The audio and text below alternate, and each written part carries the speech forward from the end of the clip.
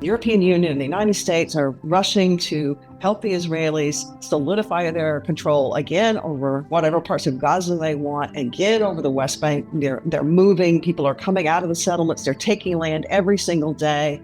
It looks to me like Palestine is being eaten alive. And the people who are South Asian or Latino or African in background now recognize fully that Palestine is the symbolic center of a struggle that they are also part of. The poetry that you constantly reference in the book, a lot of it does have this edge to it. Yes.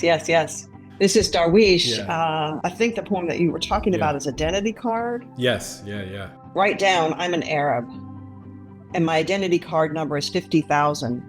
I have 8 children, and the 9th is due after summer. Does this anger you? I do not hate people, nor do I steal. But if I become hungry, I will eat my robber's flesh. Beware then, beware of my hunger and my anger. Love Podcast, Jay Shapiro here. When it comes to Israel and Palestine, I feel like there's a threat of exhaustion on the subject. How much more is there to learn or read or take in or content to watch? And I've done plenty of that, of course, in the last couple of years, and have read a lot and tried to learn a lot and taken in a lot of information and read a lot of books. And so I hope you take this as seriously as I'm trying to give the endorsement that my guest today, Melani McAlister, who's a professor at George Washington University, has written a book that I think is so good, almost in its simplicity. The book is called Promises, Then the Storm, and it's really a journal that she started to keep on October 5th, 2023. So 2 days into it, October 7th happens. And she is an incredibly learned scholar. She teaches a course on US and the world. And she's also, importantly, been in the activist space on this conversation and others, really since 1982, when Israel invaded Lebanon. And it's beautiful. I absolutely loved it. I think that'll come across in the interview. And so for maybe people like us, I'm guessing, who might sort of have a general agreement on the sort of ethical approach to the big question of Israel and Palestine, I think it's really important, these kinds of books, to talk to each other, to learn from each other. And in some ways, when one of us is just too exhausted, to know that there's other people to pick up the torch and keep going. But I do want to read just one entry to start the conversation, because I do reference it, and it'll give you a taste of what this book is about, and just how good it is. And then please do stick around for the very end. I know you can see how long this video is and how long the interview is. Don't miss out on the very, very end, because I include a really beautiful, profound journal entry she did in the book that I have her read, and I put music under it through a really good friend of mine. I'm going to put a link to his Bandcamp down in the comments. He's amazing, Michigan 25 years ago, and it's a really powerful piece. So please stick around to the end and enjoy that. But now I'm going to read a little bit of this. So this is Melani McAlister, October 9th, to give you a taste of what this book sounds like. I first began thinking about the Middle East when I was quite young, a Southern Baptist girl growing up in a small town in North Carolina in the 70s. When I was about 13, a friend from church gave me a book about the end times, how Jesus would come again when a certain set of events lined up in Israel, which would then lead to a conflict with the Arab states or maybe the Soviet Union, and ultimately global war. At some point, all good Christians would be taken to heaven directly in an event called the Rapture. The rest of the world would descend into chaos, ruled by the Antichrist. All of this seemed utterly invigorating to me. My good girl faith was now connected with international affairs. You had to pay attention to global politics to see when God would begin to move. I started reading the daily newspaper. I got my hands on Hal Lindsey's The Late Great Planet Earth from 1970, which diagnosed every political development of the 70s as a sign of the end times. At summer camp, we sang the hit song from a popular Christian movie about the rapture, I Wish We'd All Been Ready. Being a bookish kid, I also took to the stacks. In junior high, I discovered Anne Frank's The Diary of a Young Girl. I was totally shocked. I had never heard of the Holocaust. I read whatever I could find in our tiny town library. I watched Exodus from 1960, with its moving scenes of Israel as the site of safety and redemption for Jewish people. The reality of yellow stars and death camps struck me especially hard. I think because I was a sensitive white girl growing up in a sea of anti-blackness, with few resources for naming, much less analyzing, the race rules that defined my life. I arrived at the University of North Carolina at Chapel Hill in 1980, and my evangelical faith did not last long past my first religion and philosophy classes, but my identification with Israel didn't waver. I was involved with Amnesty International, so I knew there were problems. We got action alerts about Israel's seizures of land and demolition of Palestinian homes, the building of illegal settlements in the West Bank and Gaza, the arrests and abuse of detainees, but the country of Israel still seemed special to me. It appeared beautiful in pictures I'd seen, rich with history and promise. October 10th. Israel began airstrikes in Gaza immediately after the attack, targeting Gaza City and the surrounding areas. Photos and videos showed plumes of smoke arising from the city. A mosque completely collapsed.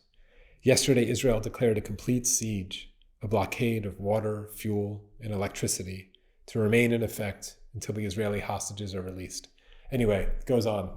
And I think it's such a cool kind of premise for a book and almost an art piece. I wish I had it physically, or I had to buy a digital copy because I'm not quite settled where I am yet. I think that way of experiencing and remembering this is maybe a way that a lot of us, or maybe all of us, have been experiencing this with a kind of mind that goes all kinds of places, from reading the news to remembering your past to remembering other events.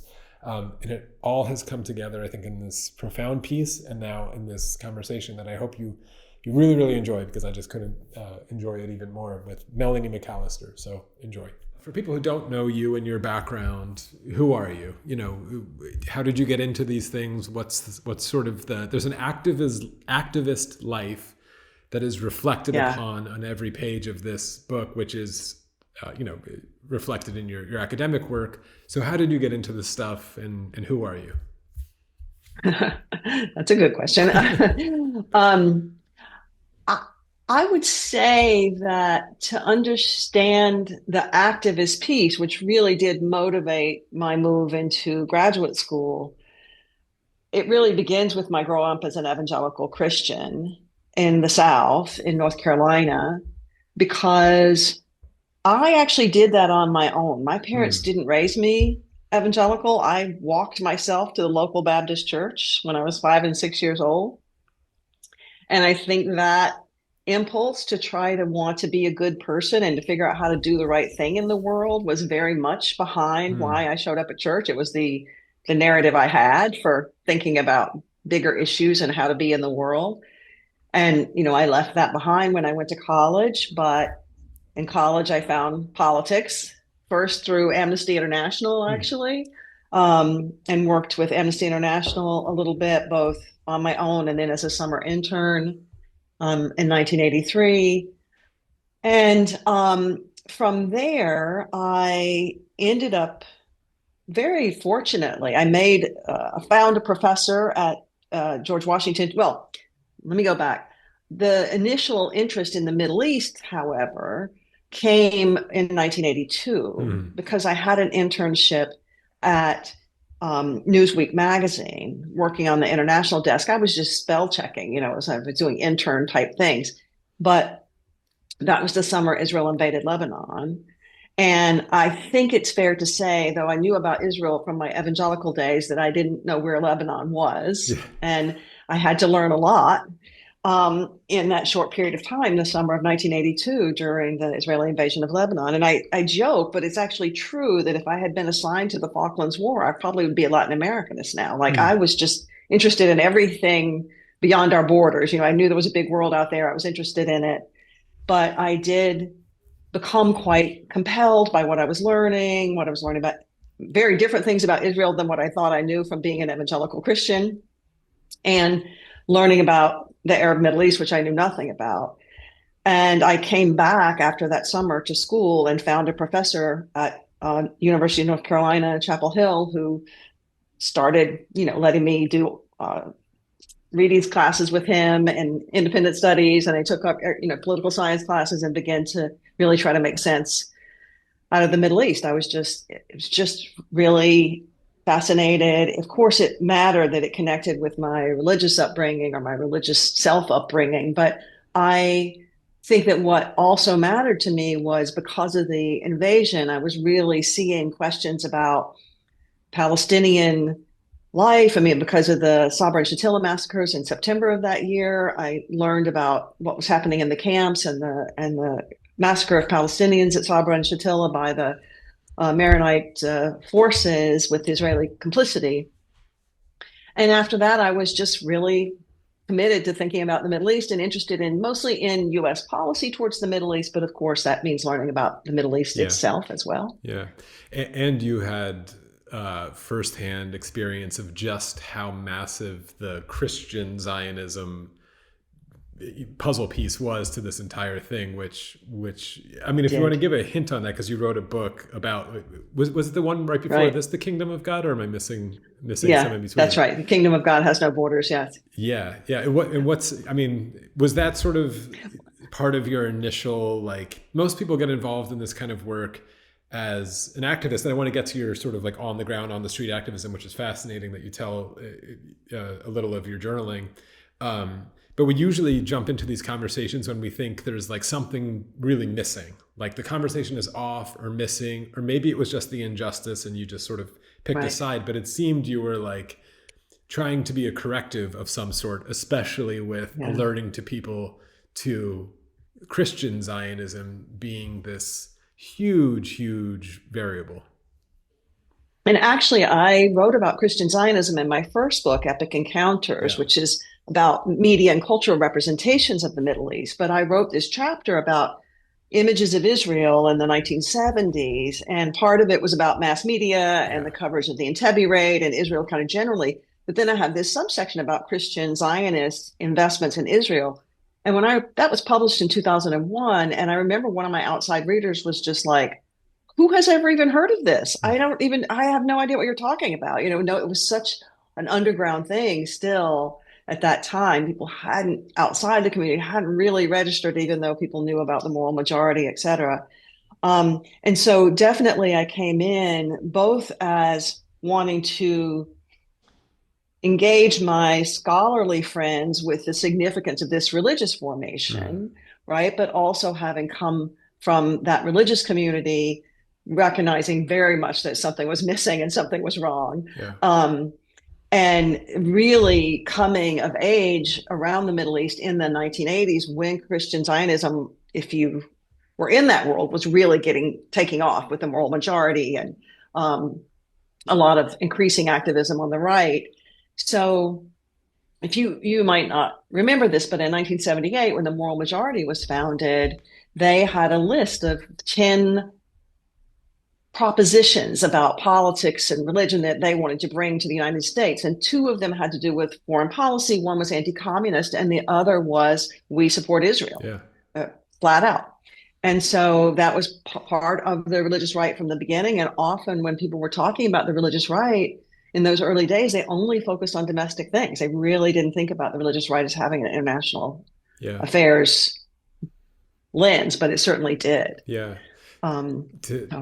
To wrap up, or not wrap up if there's more to it, but to put a bow on your personal belief and trajectory through that, you're talking about your evangelical beliefs or introduction in the past tense. When or if did you sort of leave the maybe messianic story of Jesus returning in Jerusalem, or what it is? my third day of college. I mean, the minute I got to college and and discovered religion classes that were critical and historical, and I discovered philosophy classes, and I met all sorts of people, and it really just changed my worldview. I won't say it was without drama or pain, because of course I was a very strong believer, and that was a big transformation. But it was not.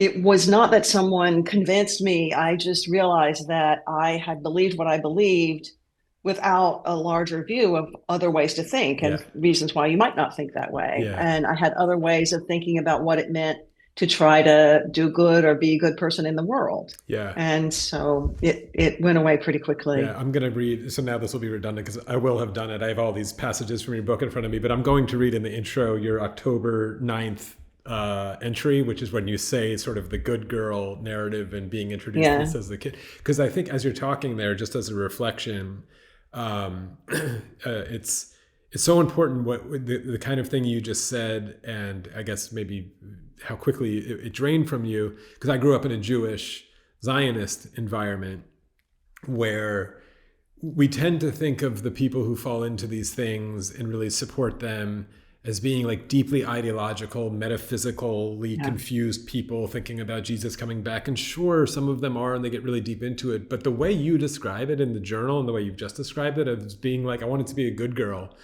and, you know, obey my teacher. And this is the teacher that I found.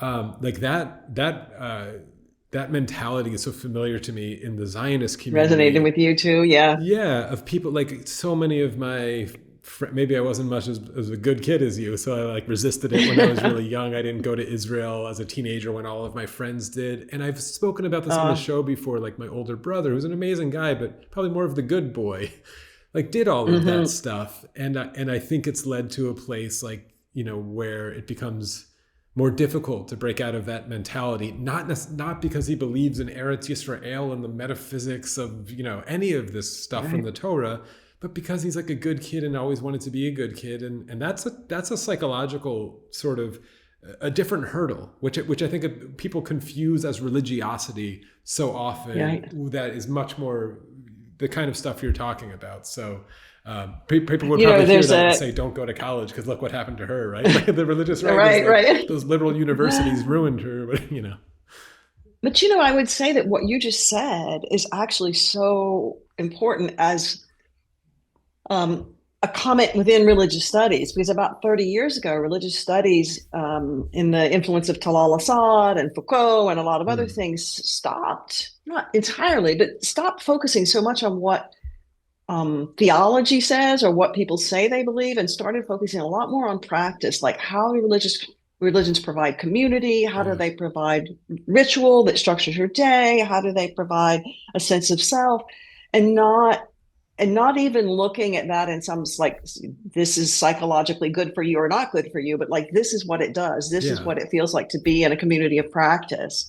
And in that sense, the way that you experienced your Jewish childhood is very typical, and your brothers simply practiced it longer, and so it buried deeper, even though it may not be any more ideological about some things than you are. Yeah. And just one more anecdote on this subject, because I think it's interesting. When I interviewed Richard English, I don't know if you know his work. He wrote a book called Does Terrorism Work? And he's a British academic.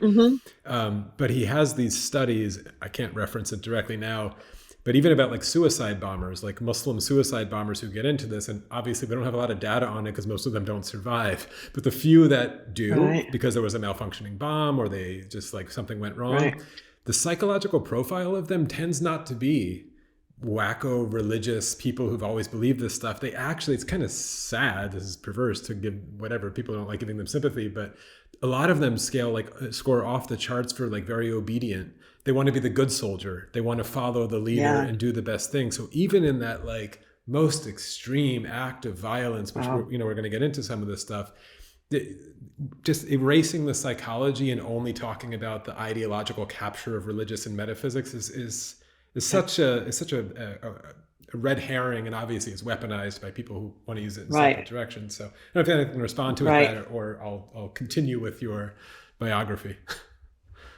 I'll just mention, have you ever seen Elia Suleiman's Divine Intervention? No. It's about he's a Palestinian filmmaker. It's about a terrorist attack, and it's very like powerful. Interesting. Yeah. Actually, while we're just the one note in your initial answer, because I am going to, maybe I'll read this part too, because I'm a filmmaker and I love your work on media studies and all of that. And you mentioned Ben-Hur and Israel's image in the American conscience, especially because of media. And as another anecdote to that, because what you were dealing with of Zionism and Christian Zionism is sort of a religious story from a book and whatever else.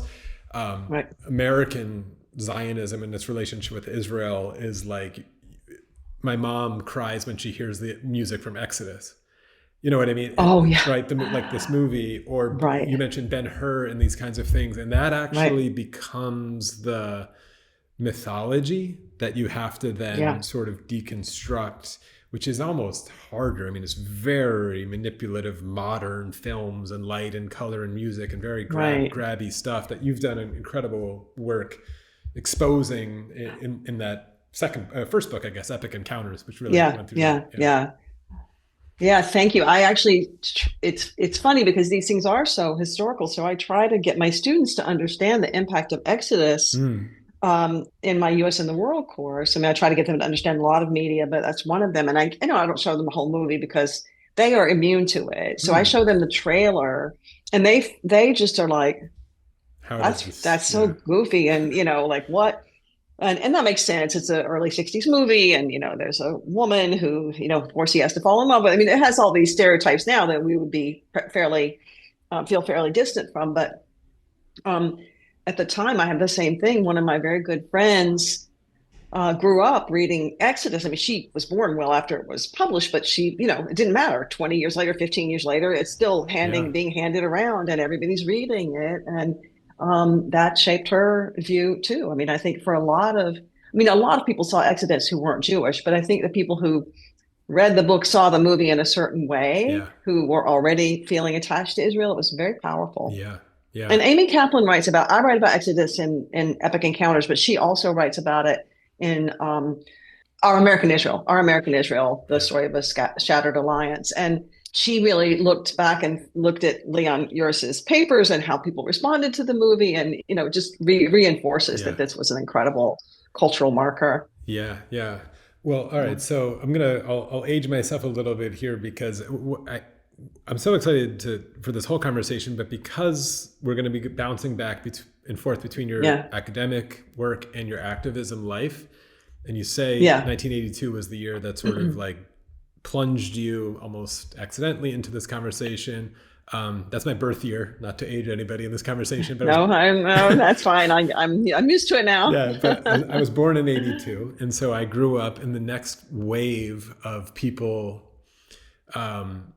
maybe waiting for their moment to jump into this conversation, which for me was fairly young, with probably the second Intifada was really, really where I started to see the images. And in my teenage years, I started to enter the conversation.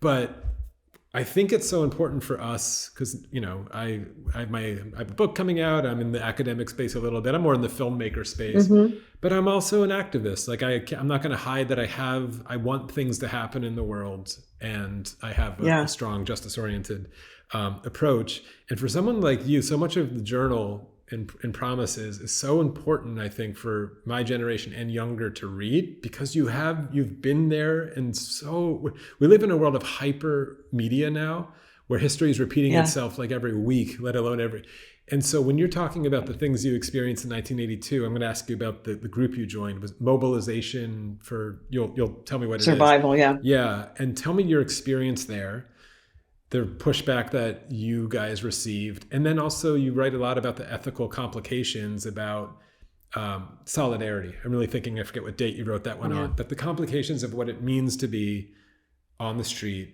and solidarity. So tell me the story of getting involved in there, and what people in my generation should know and look out for, and younger. Okay. So I was working at Newsweek in 82 when Israel invaded Lebanon. And then I came back, I finished my international studies degree at UNC, and then was very fortunate. They had Fulbright fellowships for people like me, people who just graduated college. So I went and lived in Cairo for a year, where I learned some Arabic and learned a lot for just living there, and took some courses at American University of Cairo.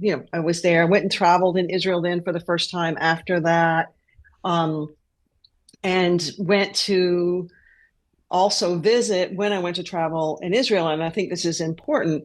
There was a Palestinian woman I had known in Egypt, and she invited us to her house. And so we got to actually go into the West Bank and have dinner with her family and see those experiences quite real, quite up close.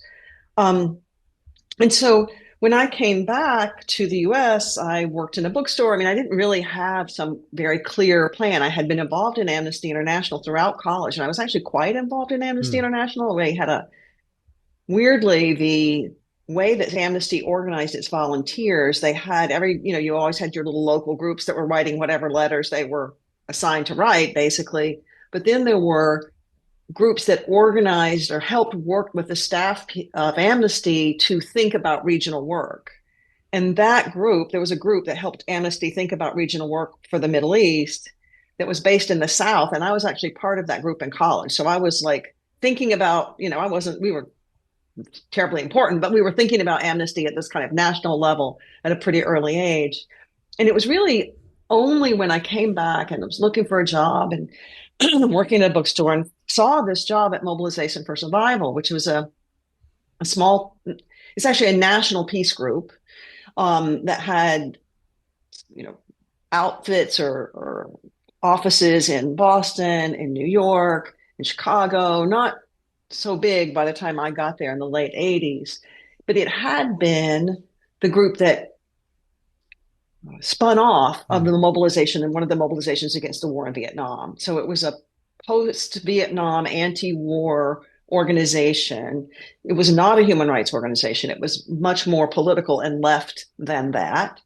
But it was also not a Marxist-Leninist organization. It wasn't sectarian. It was trying to bring in lots of different people to think about a range of issues. So it's the whole range of foreign policy issues in the 1980s, basically: Central America, solidarity, South Africa, anti-apartheid, nuclear freeze, anti-nuclear stuff.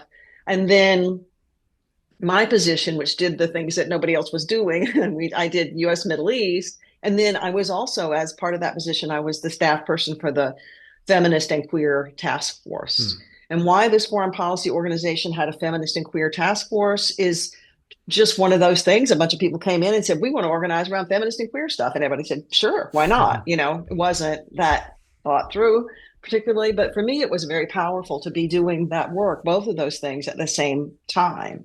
And so actually I started in late 86, and in 87, I was with my two hats. I was working on organizing around educating people about the first Intifada, which of course was the nonviolent one, the one that sort of brought Palestinian issues to the fore in the United States, sort of for the first time.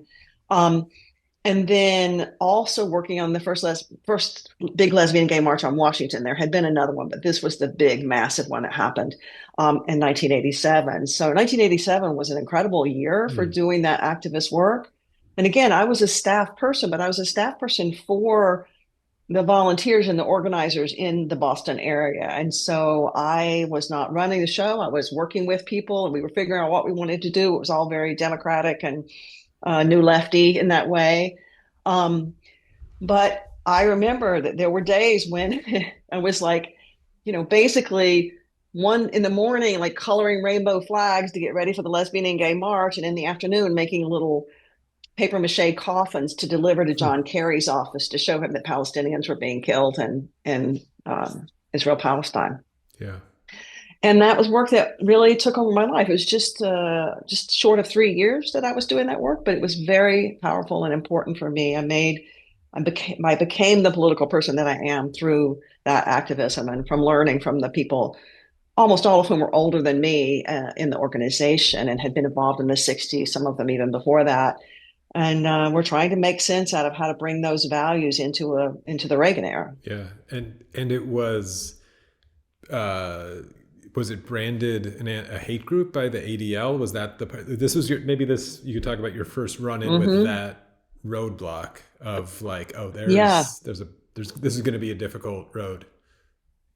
Yeah, it was really a lot. There was a lot of lesson for me in working on the Palestinian-Israeli peace, which is how we thought of it then, right? I say that back then I used to wear a flag that was a dual flag, an Israel flag and a Palestine flag. I haven't worn people's flags in a long time, but that's what I did then, and we believed in two-state solution very, very clearly. But because we believed that the Palestinians had the right to a state and had the right to be represented by the PLO, the ADL, the Anti-Defamation League, did list us as a hate group. Yeah. Because for them, anybody who recognized the PLO, not much less supported it, just recognized that it was in fact the predominant organization speaking for Palestinians, was off the political spectrum. So my little Israeli half of the button didn't do me any good. And for me, it was unusual because I grew up in the South in a small town. I had never met a Jewish person until I went to college that I know of. And so, and this is typical, I think, for a lot of people who grew up in the South in the evangelical churches, I had a lot of ideas about Israel. I didn't know very much about Jewish people. Like those were like related, but very different, which was actually true. But I mean, in a way, like there was no sense of having us learn about or be educated about Judaism, in the sense that you were learning and being educated about Israel. So the fact of all the ways in which anti-Semitism was showing up, the people were talking about it, it was a big issue, was a learning experience for me. Now, a lot of the people that I was doing the work with at that time, almost everybody in the task force on Middle East was Jewish, lefty Jewish people, right? That was who was doing that work in the 1980s. So I was educated about anti-Semitism as well as politics by that group of people. And so I learned to understand the various kind of subtle ways that anti-Semitism can show up in the world, and the ways that it was important in terms of thinking about our own work to be very clear and distinguishing between anti-Semitism and criticism of Israel. We weren't even talking about anti-Zionism then. I mean, we had an Israeli flag flying around in our pen. We didn't even use the word Palestine. We talked about the Palestinian territories. Yeah. So now we certainly don't look very radical. At the time, we were as far left as the left got on Israel Palestine, except for a few very small organizations. Yeah, because you just brought up anti-Semitism and your first sort of encounter with maybe the very powerful political shield and weaponization of anti-Semitism. Yeah, and I do want to address it, because it's like it's in the water now in a very, I'm going to admit, like I talk very openly as someone who was raised Jewish or whatever in very in favor of the Palestinian cause, and so I use different language whatever than you do. And I know I'm having trouble actually sort of with balancing the fears of anti-Semitism. I know everybody on the internet is looking people up right now, and and like we can't hide it. Like we can't hide that, man, there's someone speaking out in favor of Israel again, or some CEO at a company, whatever. Like I'm going to look them up, and there it is in Wikipedia in the early life. Oh, Jewish again. And I think there's real historical reasons for that are interesting. Like my entire ethos as a thinker is always to eschew the supernatural and look for historical contextual reasons. There's a lot of interesting contextual historical reasons for Jews to have an outsized concentrated wealth in Europe, etc. But I am, and I'm sure you're seeing the same thing, seeing the crack up, especially on America's political right, that includes these Nick Fuentes characters, these younger people. And I want to talk about your students a little bit and what you're seeing in the classroom, who I think really, they can be isolationists or nationalists or whatever. And I think I do have sort of a strange worry about anti-Semitism. I live in Berlin now. I just moved here, and you walk and you see the golden, I'm sure you know them, like the golden tiles. I don't know if you know that they do this in Berlin. Like they replace stones with little tiles. I'll put a picture of it up, that has, like in front of apartment buildings, that has like the name and the date and like where they were Somebody who deported died. for it just says like Auschwitz Yeah. or whatever at the bottom. And Yeah. they're all over, of course, Berlin. There's a lot in Europe. It's kind of a very profound memorial that was done all over Europe. I just saw a woman on the street walking home the other day who laid flowers down. She clearly lives in the building, laid flowers down on the gold and walked in. She's probably been doing this since she moved there. Yeah. And so Wow. I have the echoes of that in my head and my upbringing. And I don't mean to, this is sort of a message to my hate watchers, I don't mean to dismiss this because obviously the ghosts are there. So actually, if you don't mind reading that entry, because... All right, can I say something first before I read it? Absolutely. Yeah. So I was really trying to figure out where you were going. You were like, I see all these people, and I didn't know which people you meant. And you mean the kind of right-wingers on Palestine and right-wingers in other places, noticing that some of them are Jewish, right? This is the the thing that you're just to clarify it. We've all seen the collapse of the America First ideology because they're like, sure, looks like Israel first, and they're getting rightfully pissed, which was very predictable the moment that Trump won. Right. But in that breakup, it can certainly the dangers are lurking of like. Oh yes, of anti-Semitism towards why do we like Israel and and because so that's what I'm thinking of, and I think those voices are there, not necessarily in Tucker Carlson or any people like that, but certainly this like Nick Fuentes character and more people who are a little bit. I think that there's every reason to think that there's plenty of anti-Semitism right down below and maybe not so below the surface. Right. I was just going to remind you though, I'm not sure I'm actually speaking to what you said, but I'll just mention it that. The thing about thinking about American Jews and American politics these days is that it's the historical legacy of American Jews and American politics is that they've anchored the left of the United States for so long and have been so important to every left formation. And in fact, one of my faculty advisors at Brown when I was in grad school was Mary Jo Buell, and her husband, Paul Buell, who's a Marxist critic, was learning, and he wasn't Jewish, but he was learning Yiddish because he said it's the only language the American left ever had. And when I was just teaching the anti-apartheid movement to my students, and I was showing them the anti-apartheid movement in South Africa, we were talking about the US, but also South Africa. And they noticed that these people who'd been arrested in 1964, there was a white guy in there, and they asked me who he was. And I ended up talking to them about how central South African Jews were as probably the only white people who joined the ANC. I mean, there weren't that many white people in the ANC, and maybe some of them weren't Jewish, but as far as I know, almost every single one was Jewish. So thinking about the importance of American Jews to the American left, I think is just a really important, for those of us who care about that, it's a really important memory and reality to keep intact. Not only the Jews now who were standing up and fighting for Palestinian rights, but the history of American Jews and the American left is a really valiant history. And that's not going to matter to the Nick Fuentes types. In fact, it'll be part of their ammunition. But for the rest of us who are listening to you or thinking about that history is one that in the current moment is not so visible. I mean, if you're really involved in Palestinian stuff, you know that there are a lot of American Jews involved in it, but also American Jews are very active on the other side too. And that's always been the case. The ADL was, opposed to us back in the day as well.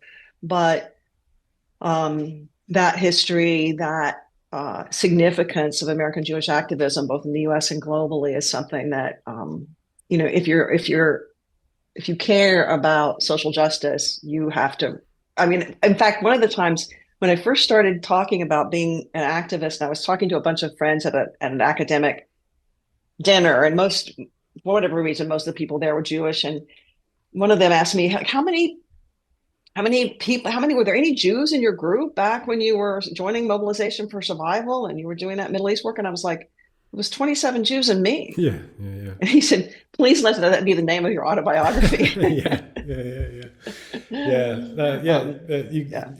could read the passage. I'll just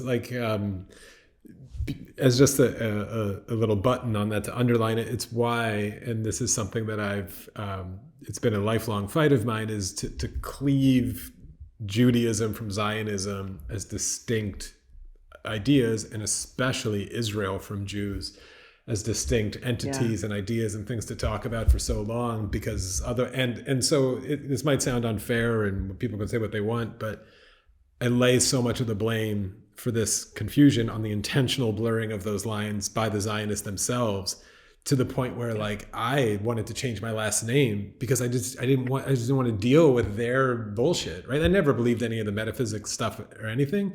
And yeah, on a personal level, people know my I don't care really about my Jewish identity in any sort of deep way, but my family does. And I hate that they can get caught up in this thing. And yeah, when push comes to shove and the Nazis hit the street, they don't care anything that I just said. They might just, clean house. And so it's right. But my last words would be just as angry at the Nazi killing me as it would be a Zionist who didn't let me get away. So that's just to underline my frustration. Wow. And I think there's a lot of us feeling that way, and people can infer anything they want of that. But yeah, your passage on anti-Semitism is really interesting. So I don't know if you want to read that. Okay. All right. Yeah. So, earlier I've been talking about the IHRA's definition of anti-Semitism, and I give one or two different issues, and then I'm going to start reading from here. Yeah.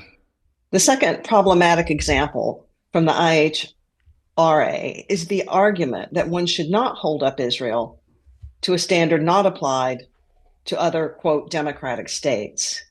This makes an interesting assumption about the kind of critique that democratic states are actually subject to, and it ignores the fact that criticism of states are made in a very broad public sphere, one that is cacophonous, declamatory, contradictory, and capacious.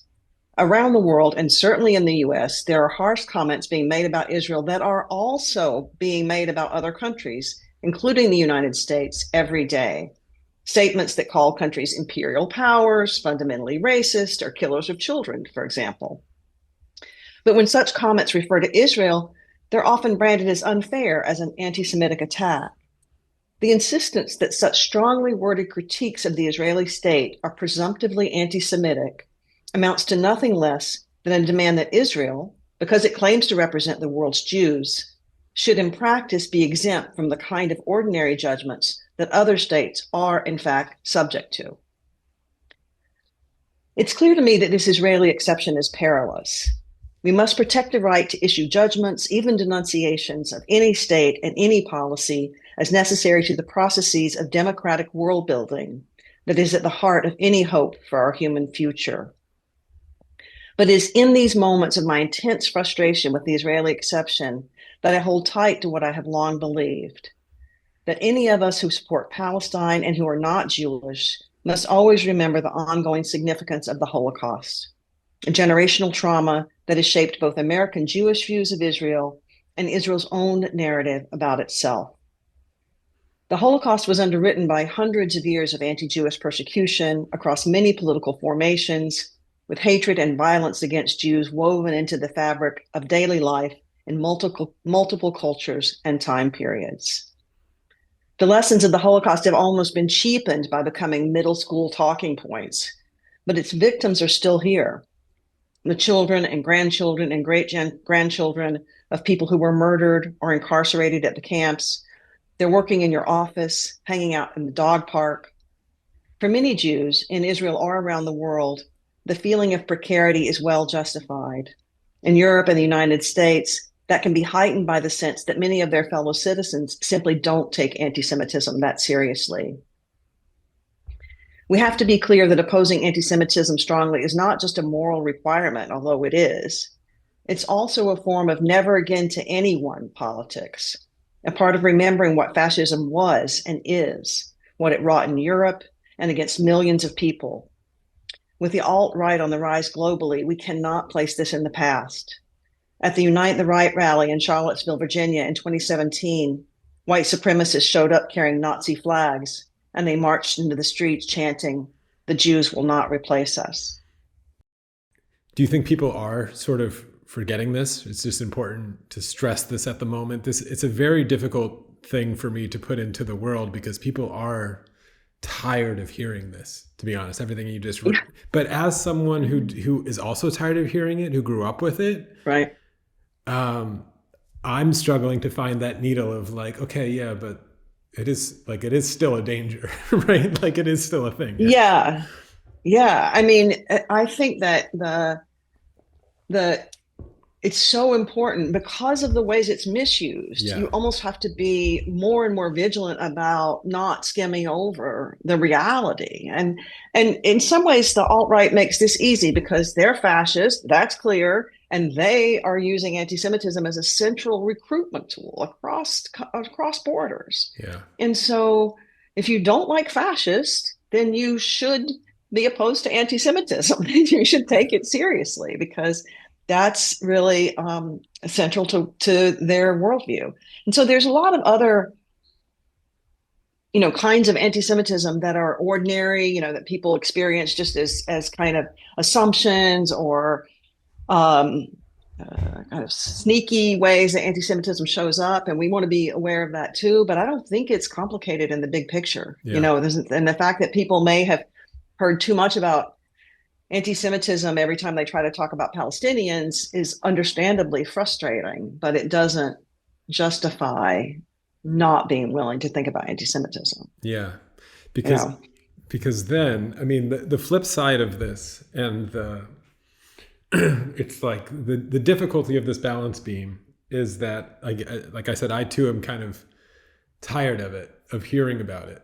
And it doesn't mean it's gone away, but even more so, I'm so furious at the people who've weaponized it, right? This goes back to like the when Glazer, who did Zone of Interest, accepted his Oscar and announced on that stage about using my Judaism and weaponizing his identity to do what they're doing in Gaza. And people like Ben Gavir, I mean, it was sort of tongue in cheek, but I went on someone else's show recently and I kind of put forward, I don't know if you've followed the TikTok world that closely, but all these influencers that Israel is sending $7,000 to or whatever, maybe or maybe not, they seem to be hiring almost intentionally like the most irritating people in the entire world who seem like designed in a lab in like to get you to hate Jews. It's like they put out these videos that are like almost like so smug and awful because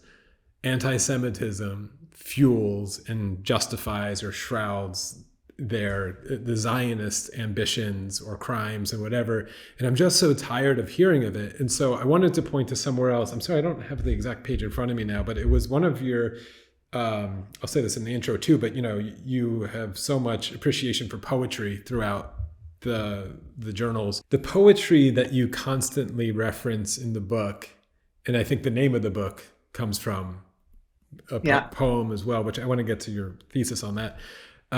But a lot of it does have this edge to it of like, my anger, I don't know how you would put it, like my anger has its limits or something to a degree, or like if you push too far, we're going to go this way. And I thought it was so, a lot, you could talk about it in whatever way you want, but I think understanding the Palestinian, I guess I get so furious when people think it's anti-Semitic and that Palestinians are walking around as just raging anti-Semites in the desert. So much of the Palestinian cause and everything I've engaged with is deeply aware of everything you just said. They know the trauma of the Jew really, really like intimately. Right. And they perversely also have come to know that they are its victim of that trauma. And in my reading, maybe this is just too nice, I've been incredibly patient with bearing the brunt of a lot of that sort of anger for some time. But it seems that maybe it's over. Maybe the clock is ticking on that. You know which poem I'm actually referencing now, which is the what is it? I will eat my robber's flesh or something like that. Yes. This is Darwish, and Darwish is really interesting. He's really that first generation who lived through the Nakba but ended up in Israel. Yeah. Right. So Darwish is the Palestinian poet in a lot of ways. He's known not just in Palestine, but all over the Arab world for his very powerful, especially his early poems. But he actually was fluent in Hebrew. He went to school in Hebrew. He fell in love with a Jewish woman. The stories about this woman he calls Rita, and some of the poetry is a Jewish woman that he couldn't be with because neither one of their families would allow it. Um, he knew Israeli culture inside and out, but he was Palestinian, and he was unintimidated by that. He wanted to speak for Palestine and the right of Palestinians, and he did so from his first book of poetry was published when he was 20, I think. And in some ways, that first book of poetry is very radical. I think the poem that you were talking Yeah. about is Identity Card. Yes. Yeah. Yeah. So I'll be skipping around the poem to just read what I put in the book. Write down, I'm an Arab, and my identity card number is 50,000. I have 8 children, and the 9th is due after summer. Does this anger you? I do not hate people, nor do I steal. But if I become hungry, I will eat my robber's flesh. Beware then, beware of my hunger and my anger. I would like for you to, this might seem like a layup, but you've been teaching for quite a while, and you have seen, like I think all professors in this space, a drastic change in your students and their interest in this, maybe their attitudes in this, maybe that famous Overton window that everyone talks about is blown wide open from when you started. Can you tell me how October 7th changed your classroom? Either perhaps your teaching, if you realize you're able to open up certain things you've never been able to say before, and maybe the students are just different, and maybe it's a bit of that hunger that Darwish was referencing, because it's not just Palestinian hunger now, it's feeling like a global kind of hunger. Yeah. I noticed the change starting before October 7th, definitely. And in fact, some of my friends and I had been talking before COVID, and we're talking about how the students were changing in their willingness to hear about Palestine, their sense of criticalness of Israel, the ways they understood that issue to be deeply connected to anti-colonialism that they were interested in their own lives. Part of the change has to do with the changing demographics, at least where I was teaching at George Washington University. It became a more multiracial international student body over time. But it also has to do with the organizing work that people were doing here, and particularly the BDS movement, which I was not super in favor of at first. Yeah. I thought it would really get us into trouble, basically, which, it did. But what I respected or didn't realize was that it really gave people something to do, something nonviolent, something that wasn't requiring you to go out every Wednesday and Thursday night and join in a protest, but that actually people could organize around boycotting SodaStream, for example, or other kind of products from Israel, or having their academic institutions declare boycotts of working with Israeli state institutions. And so that brought it home to a lot of people and kind of ordinary people, not just academics. But I wasn't teaching in 23, 24, I was on the fellowship. So I didn't see the immediate change in my students. I didn't have those conversations with students right then. I mean, I had them with faculty and with other people, but when I came back and was teaching the next year, it was like I was in a different place. Yeah. I mean, I had been back in town. I was at GW the day of the first encampment began. I just happened to have been around, and then I knew it was happening, so I went down there.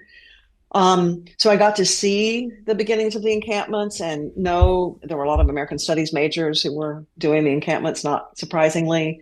But when I came back and started teaching in fall 24, and I was teaching my US in the World course, I was talking about a lot of things, not just related to Israel-Palestine at all. In fact, mostly hardly any. But when we did talk about it, students were incredibly receptive and interested from the beginning, from the first day, in ways that had never happened. So in the first day, when I teach this US in the World course, I teach it as a course about the United States as an empire in the 20th century. It starts in 1898.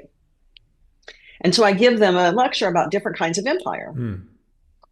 cultural empire, extractive empire, settler colonialism, blah, blah, blah. And I relate all of them to the United States. The first question I got on the first day of my first teaching when, in the fall of 24, somebody raises his hand and says, now, in terms of settler colonialism, can both sides in a settler colonial situation be oppressed? Fascinating. Yeah, that grad student And I was material like, there. and I was like, here I am trying to subtly raise some points, and you immediately, sort of basically bring up Israel Palestine. So it has been an extraordinary opportunity to teach during these moments, to teach Yeah. at moments when students are very concerned to think again. They're sort of I imagine they're like, I would have been wanting to get this right. Yeah. You know, Yeah. Yeah. it's a moral issue as well as a political issue, or they are often intertwined. And trying to understand how not to be anti-Semitic, but how to be pro-Palestinian, and can they do that, and what does that mean, and in all sorts of fights about it with friends and other students and in classrooms. But the conversation is one in which, I mean, if pro-Israel students say they feel on the defensive in many situations, that's probably not wrong. Mm-hmm. I mean, it's not everywhere, but in places like GW, definitely the student population tends to be more receptive to a Palestinian narrative than I've ever seen, and probably at this point more receptive to a Palestinian narrative than an Israeli one. Now, that's not true at many places, and in many parts of the university, it's not true. But it gets, I think that pro-Israel students are not accustomed to that. The Palestinian Yeah. students have had to defend who they are and even the very idea of being a people who have rights, even being a people who are not liars from birth, people, actually defend themselves as moral human beings in the world. And that's been what they've had to do from time immemorial, basically. And so they know what that feels like. But I think a lot of the pro-Israel students have not ever experienced that before, having to be on the defensive, and they find that very uncomfortable, which is, too bad, but it's college, we're all uncomfortable. With that being said, I mean, you said that they're receptive to Palestinian narratives more so than Israeli narratives. I imagine they're telling their own narratives as well, not just receiving, but they must be spinning it back to you. Are they surprising you in some ways of what they might want to do with this? Like your activist story, like you said, went through the two-state cross-pin thing that everyone did. And I don't know if they're making the same kind of noises. You did write a little bit about stuff that's close to my heart, of thinking in maybe, post-national ways, and the nation state itself being maybe a flawed concept. But I guess I'm asking you, as someone who's closer to these students, is like, what are they doing with the conversation that maybe is surprising you, or maybe making you feel uncomfortable? Yeah, I mean, it's interesting because we don't, in my big, it's 50 students, and sometimes it's 100 students, this US and the World class, and sometimes even bigger. We don't, at some point I was giving them part of the history of the 1967 war, and I was like, look, I'm not telling you what my plan for solving the Israeli-Palestinian conflict. If you want to come to my office and talk about that, we can. But what I am telling you is what happened in 1967. It's my perspective, of course, but there's not some secret behind there. I'm not trying to say, and therefore this proves that, because I really think it's too complicated for there to be these kind of simple moral lessons from one war or another. But the students, I think, are quite. One story we do have in that class is the ways in which, after starting in the 1940s, a lot of conflicts were were handled by partitioning. Yeah. So we study, Pakistan and India and Israel, Palestine, And then in 1967, we're not only studying the 1967 war, but we're also studying the 1967 civil war in Nigeria, where Biafra broke off as a separate state and was unsustainable as a separate state. And so it's not like every time they break off and make a state and that goes really well, it's not like it's always a bad idea, but it definitely has been the logic of ethnic states to become smaller and smaller and smaller, right? More and more um, specific about who's involved or who's included in a particular state. And so I try to at least raise the possibility that ethnic states are, you know, a fantasy solution to a lot of things. And Biafra is actually, interestingly, a really good example because the Igbo people in Biafra were, this is again, it's also happening in 1967. The two wars start within 3 weeks of each other. Everybody said, "Oh, we're going to make an Igbo state in Biafra," but there were 200 different ethnic groups in this tiny little place of Biafra, and a lot of them didn't like the Igbo domination. But Biafra was the size, I don't know, the size of North Carolina or something, so you couldn't really break it up to much smaller states. And so one of the things I do all semester implicitly is raise questions about the difference between self-determination and statehood. Like, could people, there are a lot of different ways to do self-determination. One of my friends actually just published a book about that. And there are a lot of different ways to think about governance that aren't always about putting your own ethnic group in a state and going from there. And I hope that helps them when the time comes to imagine another possibility for Israel-Palestine other than the ones that seem to be on the table, which seem to be, impossibly, very difficult to achieve movement of peoples to make some kind of Palestinian and some kind of Israeli state.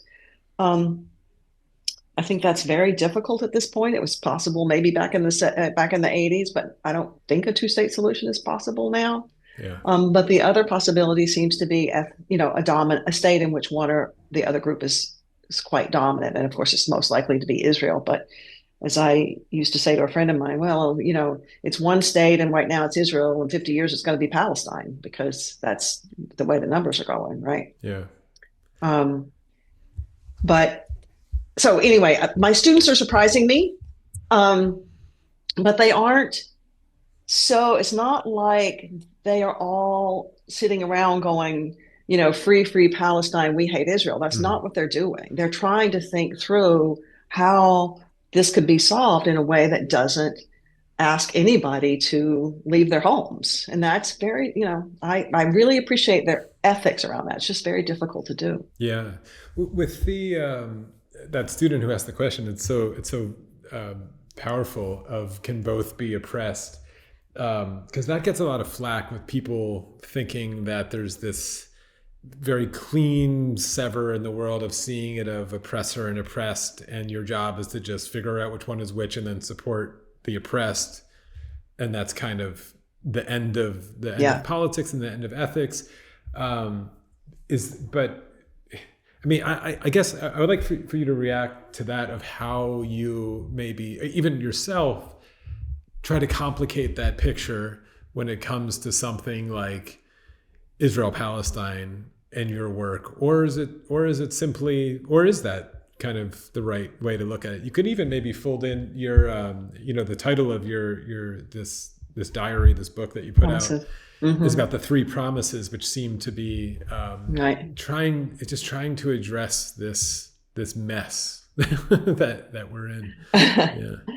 Well, I think that at one level, I don't see it as complicated. I do think the Israelis are oppressing the Palestinians, and that's the fundamental reality on the ground. And that has been the fundamental reality for a very long time, for many decades. I do think that when you think about solutions, I don't think a solution that imagines the Israelis are going to pack up and disappear is a tenable solution. Yeah. Nor is it a fair solution in the sense that even though the Israelis, took the land from the Palestinians, you now have decades and decades of people living, making their homes in Israel, and I think that some kind of making space for both peoples on the land has to happen. And I heard at a conference once a radical Israeli say that would be fine. It would be fine. Just like, let's call it Palestine and see how many Israelis want to stay. Yeah. Yeah. We're in a moment where two things, impossible things, seem to be the case at the same time. One is that we might really, at one level, there's a push for Palestinian sovereignty, Palestinian state that we've never seen in my lifetime. And that possibility that could actually happen seems, when you're in certain circles, seems just tangible. Even if it's not going to happen next week, it seems like the idea of Israel as a sanctified place that's doing everything right and has to be protected has really been shattered by, even for a lot of not people on the left, but just ordinary people who aren't even that political are no longer feeling that great about Israel. So it being protected in the way that it has been by the United States or having that kind of moral status just seems over. But on the other hand, there's nothing that I see, nothing that anybody's doing that really seems to me to be at the big meta level, at the geostrategic political level, nation state level. Is anybody doing anything to make a Palestine happen? It just feels to me like the disconnect between what people, ordinary people in Europe, in the Middle East, in the US, elsewhere think, and what their leaders are doing is stunning. Yeah. And so we have a whole sea change in attitude. And at the same time, the European Union and the United States are rushing to help the Israelis solidify their control again over whatever parts of Gaza they want, again over the West Bank. They're moving. People are coming out of the settlements. They're taking land every single day. It looks to me like Palestine is being eaten alive at the same time. And so I don't feel super hopeful right now. I know that some people do, but I feel like we're seeing I feel like, there was a sea change in attitudes in the United States toward Native Americans just about the time that Native Americans became no longer politically powerful enough to make a real claim. Yeah. Then it's really easy to build a monument when it's already over, Yeah. It's easy to make speeches, when it's done. I feel that. I'm not even sure how to ask this question, but I think, when a lot of this, frankly, is new-ish to me. Like I've been upset about this my whole life, but I kind of shied away from it for personal reasons that I regret now. And then I plunged back in, like many people, which is why after October 7th, which is why your journaling was just so perfect I was like, I remember all of these steps and feeling a mirror of what she's feeling there. And, I think I've been diving into history that I've ignored my whole life, and not just on Israel-Palestine. This is where I want to start opening up the conversation to really a lot of the work in your course and elsewhere. But, I became aware for really the first time of names like Kwame Nkrumah and the post-World War II, even though I went to Ghana instead of Israel when I was 16 years old, totally randomly. And it's been this lifelong random thing that I've been trying to decipher what I saw there. And it feels very poetic. I'm writing a book about it, a personal book. Oh, wow. Yeah. But the questions of self-determination, the promises, to borrow from your title, not just to that land, but of self-determination, of liberation, that we were done with colonialism, that there was a new world coming, that have been underdelivered, broken in complicated ways, right? This is not just always laying it on the feet of the Zionists and the Americans or anything. It's a complicated story of how the Bandung Conference was this moment of hope and a promise that then sort of drops away. And I've been swimming in these stories, and, I interviewed Ilan Pappé in one of my first sort of I rushed to the scene to start this YouTube channel because I was working with people like Sam Harris and many other people with really big platforms who I hated, of course, what they were doing with this conversation. I think they were making an absolute disaster of it and still are. So I was like, all right, I'm going to do it myself. And I ran in maybe like my tail on fire, and I'm interviewing people I can find. And I interviewed Ilan Pappé, which was amazing. But when I'm talking to him, he's telling me, he's like, yeah, I think Palestine will be free one way or another. I don't think it's going to like take the fall of capitalism to do it. And I remember thinking in my head, being like, wow, there's a whole conversation I don't even really know about here, that Palestinian liberation is linked to these much larger conversations about capitalism and colonization and everything. And it's been such, I think a lot of us are like, our heads are spinning. And then sometimes, and I've interviewed people where I'm like, sometimes I'm like, this is just too much. How do we just get the bombs to stop falling? I can't think about Marx right now. Right. But I wonder with your students, but I am sensing that I don't know what can be done. Everything you just said about the practicalities on the ground in Israel, Palestine, of how to solve it are a mess, right? Like the way you answered it, I agree with it. The ethics, I think, are simple. The solutions might be complex. They always are.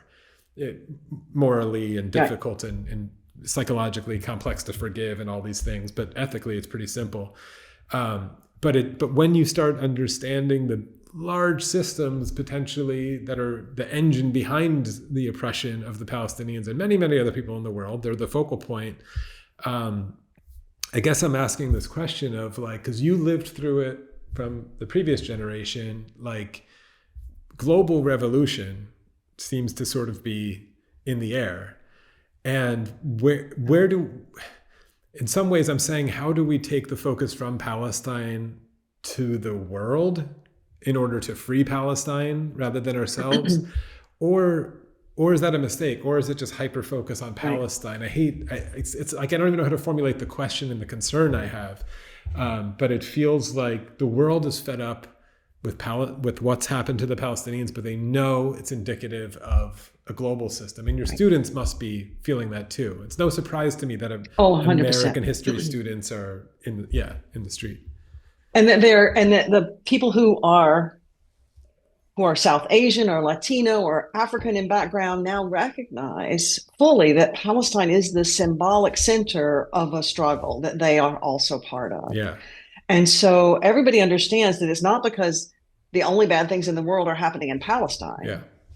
It's because some very bad things have been happening in Palestine, and they are happening in a way that is emblematic of and symbolic of the kind of struggle that is ongoing to create genuinely post-colonial societies, genuinely decolonial contexts that we got rid of the formal colonial rule. That was the struggle against colonialism, but yet the structures of capitalism, the structures of racism, the ways that technology has been distributed, all of these things have meant that a lot of folks who are coming to GW come from countries that have remained poor, that have remained underdeveloped, that have remained without really functioning democracies. And so that sense that this is symbolic of all sorts of unkept promises, that the promises that I talk about in the book I talk about the three promises that were made to people in Israel, Palestine, but really there were a lot of promises that came out of Bandung, that came out of the anti-colonial struggle, a lot of dreams for a more genuinely equal world that was not built on oppression. It was also not built on extraction of one thing after another to the point of destroying the worlds that people might want to live in. Yeah. And so one of the things I talked about, I was just at the American Studies conference and I was on a panel called American Studies After Gaza.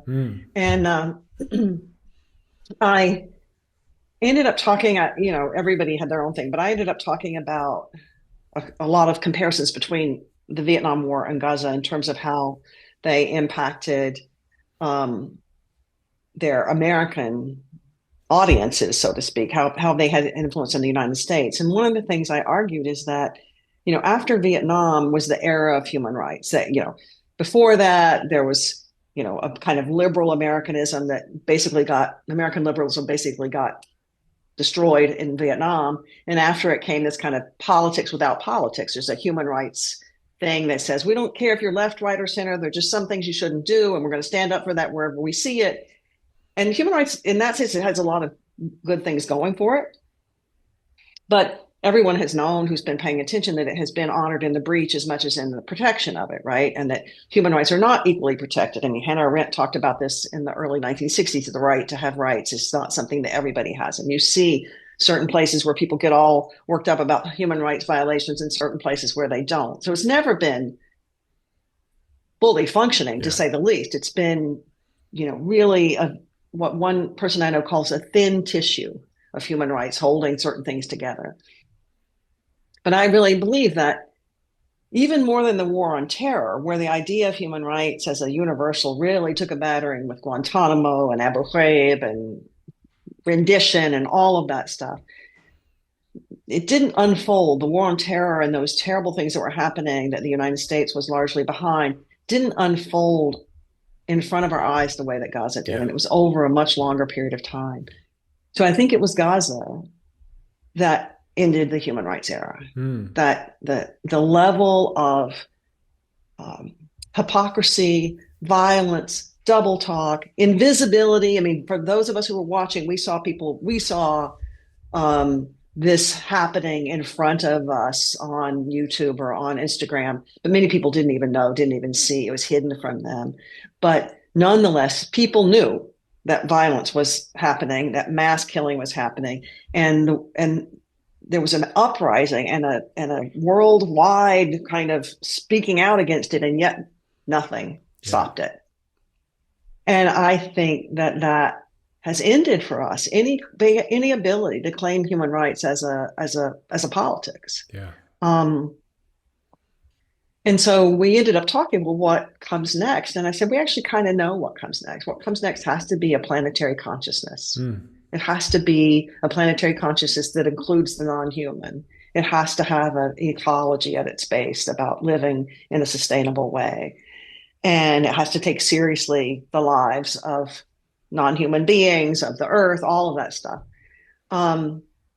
Because we're at a moment when the kind of logic of the late 20th century, early 21st century that imagined that, or tried to imagine that after the Cold War, we were going to work this out through some kind of, universal state and human rights being part of that, just failed. It just failed tremendously. Yeah.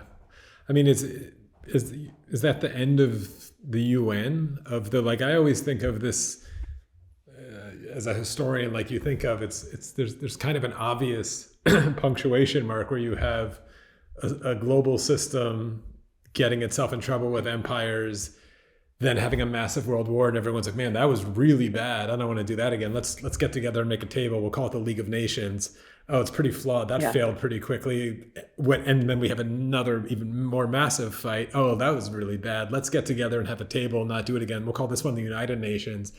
And people could fill in the blank of the next sentence of that, which seems to be like, we can go one of two ways right here, because I think that's incredible. The United Nations, the first thing it did was the UN Declaration of Human Rights, right? Those two things are intimately intertwined. And almost its first act was to create Israel, Palestine, and literally the thing that it's like the test of the United Nations.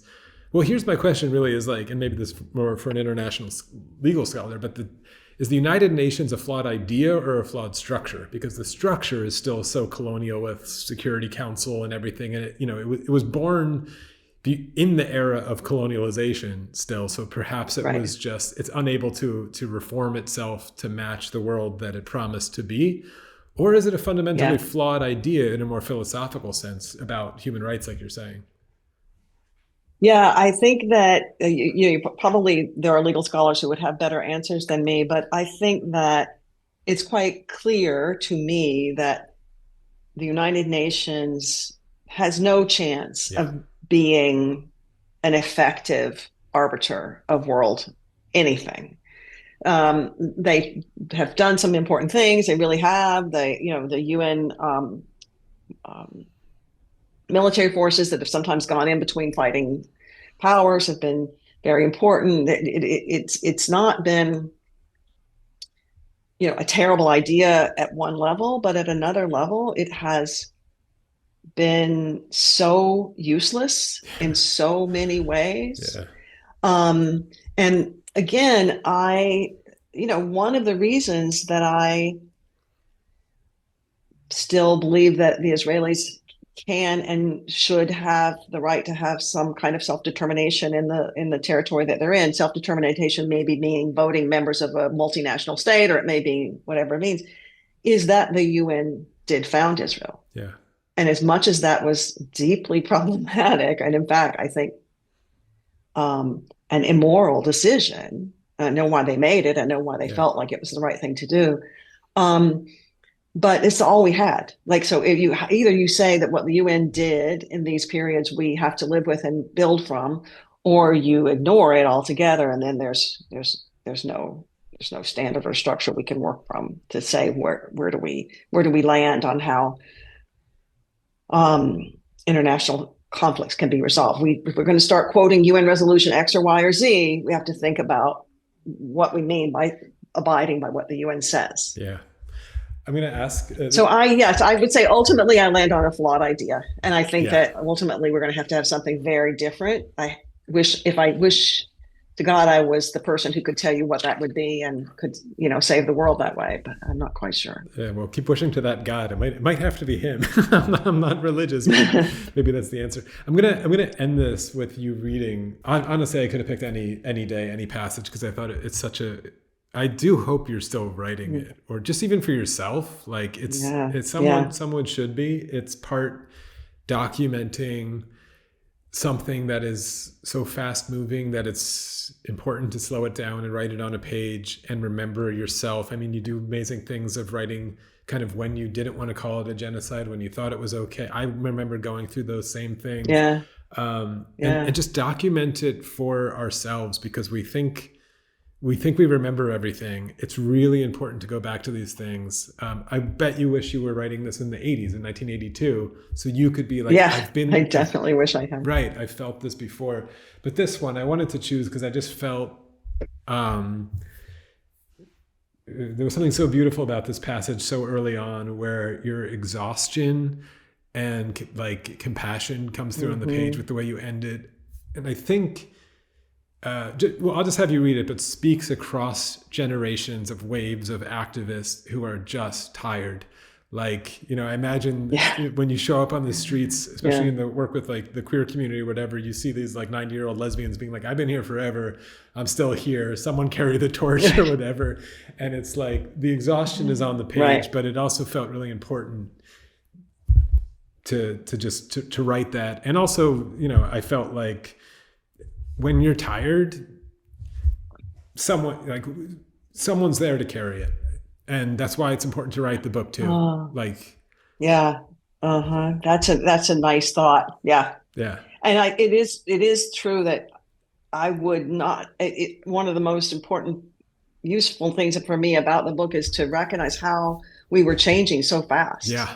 Right. So how you think about it, and October 10th is very different than November 10th, and that, and then, of course, things kept happening, and they still keep happening. But